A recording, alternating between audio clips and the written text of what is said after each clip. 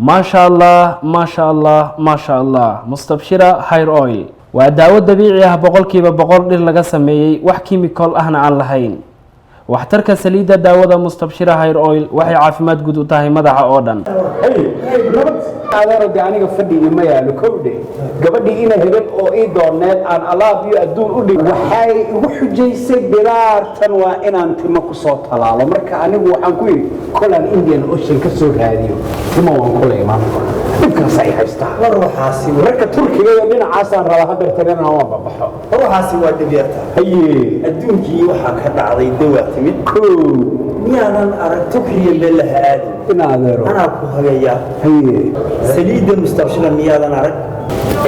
hadda soo baxday oo anigu isticmaalay ina adeero oo timahay sidoo ay u soo laabtay hadda ma tigiis war qiimaha wax walba waa la baxaya xagee joogaan oo ka seexanaysa haye awal bahar laata shan iyo labaatan jir soo laabay insha Allah awsaas way ka dhamaatay ما شاء الله ما شاء الله ما شاء الله مستبشرة هير أويل وداو دبيعية بقولكيبا بقول دير laga sameeyay wax chemical ahna aan lahayn waxtarka saliida daawada Mustabshira Hair Oil waxay caafimaad guud u tahay madaxa oo dhan sida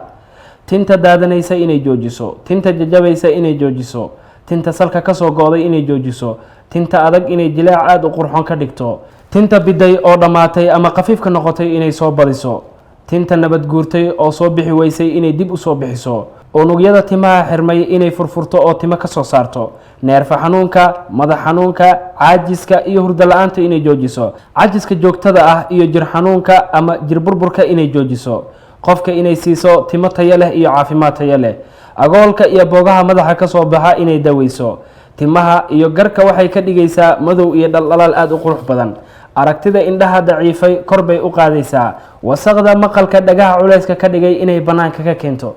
Mustabshira Hair Oil